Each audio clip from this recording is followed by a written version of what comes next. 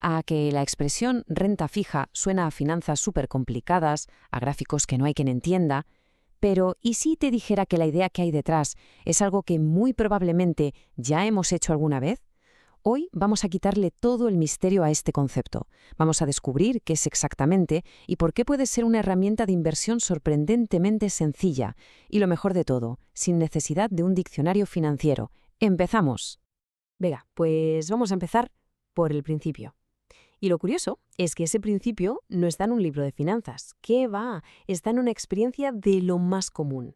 Vamos a ver cómo, sin saberlo, muchísima gente ya entiende la base de la inversión. Pensemos en algo súper sencillo. ¿Alguna vez le hemos dejado dinero a un amigo, a un familiar, y al devolverlo ha añadido un pequeño extra como agradecimiento? Esa situación, tan normal, es el corazón de todo lo que vamos a ver hoy.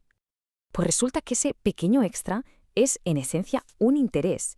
Y esa acción tan simple de prestar dinero a cambio de que te lo devuelvan en el futuro con un interés es ni más ni menos que el principio fundamental de la renta fija. Así de simple. Entonces, para ponerlo en palabras un poco más formales, ¿qué es la renta fija? Pues es un acuerdo. En lugar de comprar una acción y ser dueño de un trocito de una empresa, aquí actuamos como prestamistas. Le damos nuestro dinero a una gran compañía o a un gobierno y ellos se comprometen por escrito a devolvérnoslo en una fecha acordada y además a pagarnos un extra por el favor. Vamos, que nos convertimos en el banco, pero con la comodidad de hacerlo desde el sofá. El proceso de verdad es súper directo. Paso 1, prestamos nuestro dinero. Paso 2, la empresa o el gobierno lo utiliza para sus proyectos, ya sea abrir nuevas fábricas o construir un hospital.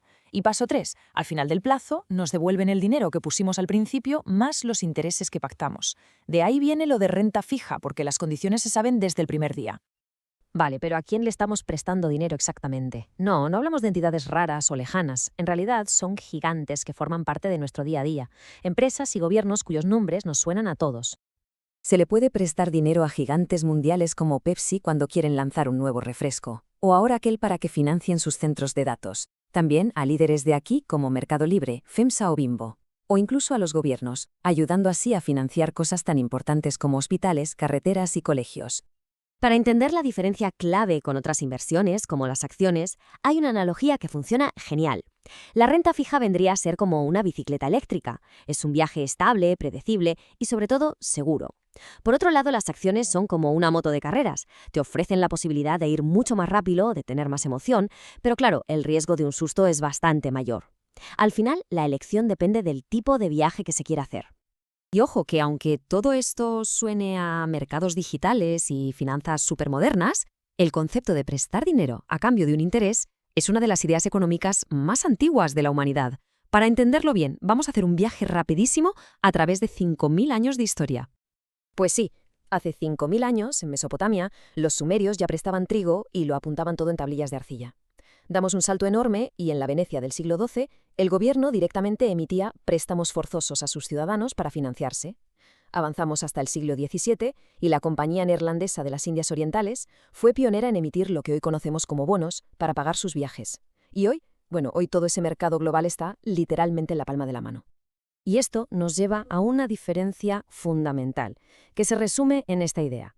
Al invertir en renta fija, no se tiene poder de decisión en la empresa, no se vota en las juntas de accionistas, pero a cambio se obtiene algo que a veces es mucho más valioso, un contrato, una promesa de pago sólida y por escrito.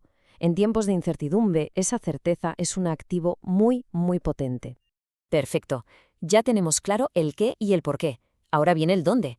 ¿Dónde se compran y venden estos préstamos? Pues aquí es donde entran en juego dos conceptos clave, el mercado primario y el secundario. La diferencia es muy sencilla, pero es fundamental entenderla. La mejor forma de entenderlo es con el ejemplo de las entradas de un concierto.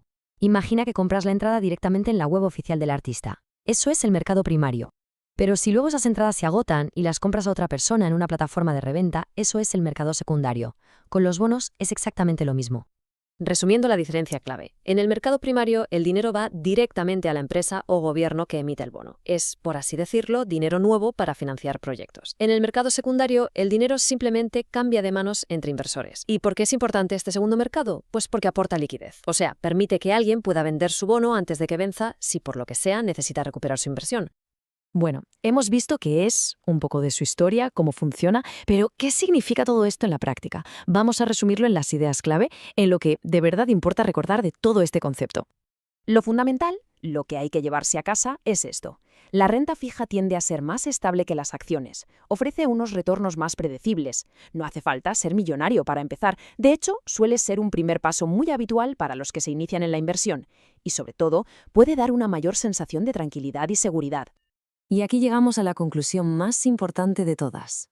Conceptos como la renta fija demuestran que invertir no es un club exclusivo para expertos con 3 pantallas.